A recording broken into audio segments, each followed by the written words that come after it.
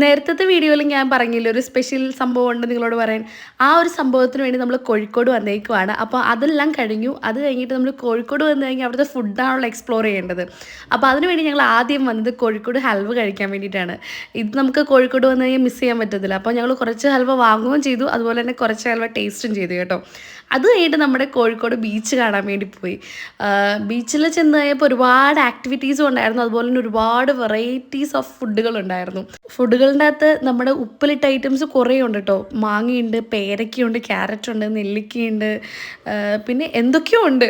കോഴിക്കോട് ബീച്ചിൽ ഇങ്ങനെ നടന്നപ്പോൾ നമ്മുടെ ഐസുരുതി കണ്ടു. അപ്പോൾ അതൊന്ന് കുറേ നാളായിട്ട് ട്രൈ ചെയ്യണമെന്നുണ്ടായിരുന്നു. അപ്പോൾ അതൊന്നും നമുക്ക് ട്രൈ ചെയ്യാം.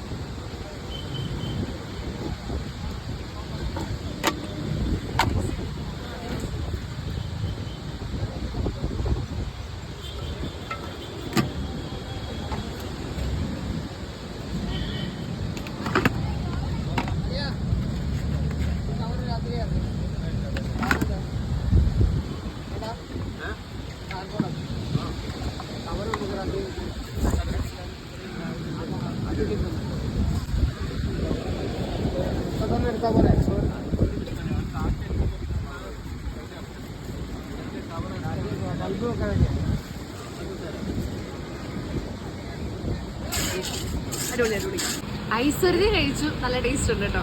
അതുപോലെ തന്നെ കോഴിക്കോട് വരുമ്പോൾ കഴിക്കുന്നത് ആഗ്രഹമാണ് കല്ലുമ്മക്കായ നിറച്ചത്. അത് ദേ ഇവിടെ ഉണ്ട്, അത് കഴിക്കട്ടെ.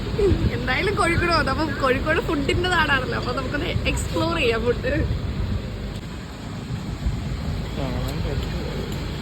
കോഴിക്കോടുകാരുടെ കടുക്ക പൊരിച്ചത്, നമ്മുടെ കല്ലുമ്മക്കായ പൊരിച്ചത് ടേസ്റ്റ് ചെയ്യട്ടെ.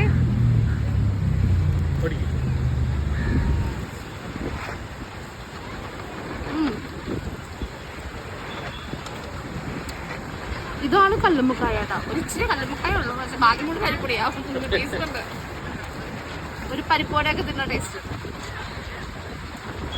കൊള്ളാം, അടിപൊളി. അപ്പൊ വേറൊരു വീഡിയോ ആയിട്ട് പിന്നെ കാണാം. ടാറ്റാ.